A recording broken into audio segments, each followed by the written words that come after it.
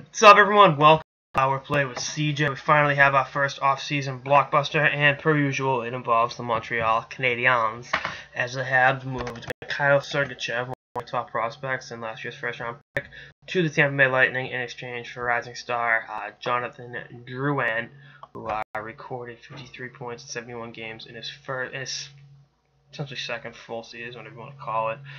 Played 70 games as a teenager. 2015-2016 had that, interesting season-long thing with the trade me, don't trade me, keep me. I'm going to play really well for you in the playoffs. And between Tampa needing to move someone, otherwise they would have lost, one of their, really good forwards in the expansion draft, and they don't have to protect Sergachev, and looking to get young on defense simultaneously.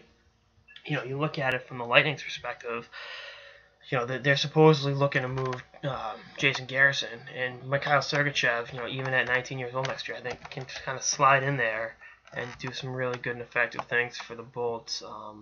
Give you some young legs, if you will, a position where they can, having youth isn't a bad thing. Tampa's also got young forwards knocking on the door. You saw what Mitchell Stevens did this year in the OHL, and they really like Anthony Cirelli, and Braden Point kind of surprised out of camp. And I'm not saying that Jonathan Drouin is someone that just comes up. Quite the opposite. But to have these other guys knocking on the door, you can reasonably assume Stamkos is going to be healthy next season. You saw what Kucherov has done. You look at Nemesnikov. I think he can take another step forward. And you're like, all right, this helps us out with the expansion draft, and then simultaneously we're able to get a really, really, really good young defenseman that can do things at a high level and really help our team win a lot of hockey games, and has the potential to be a really special player. And again, if they're able to move Jason Garrison, get some draft picks back, and maybe even find a way to stash Ryan Callahan's contract. Don't rule them out in terms of making another splash this summer at Tampa. So again, I like what Drouin sometimes he does for the Habs, because supposedly they're looking to move Alex Galchenyuk for a legitimate puck-moving defenseman. Obviously, PK Subban's a puck-moving defenseman. I don't think the Nashville Predators are looking to move him, though.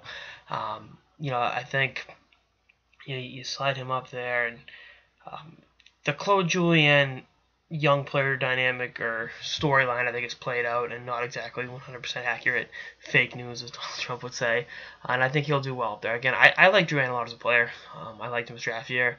I thought his attitude could have used some work, but I think he's grown up a lot over the last few years, and I think he can play very well in a system under Claude Julien. I think he's a talented enough hockey player to be a major impact player for the Habs next year. I think this does kind of close the door on Radulov coming back, and I say that, and then they'll sign Radulov to a fucking 5-year extension tomorrow. But I just don't see. I think there's too many similarities. They're gonna supposedly try Drouin at center. That's not gonna work. It's just not. Let's be honest with ourselves. But we'll see what happens. Again, just a very big off-season opener, if you will. Way to start the offseason, less than 72 hours after the Penguins won the Stanley Cup. Anyway, that's all I got this episode of the Power Play with CJ. Stay tuned for more episodes throughout the season and beyond. Later, guys.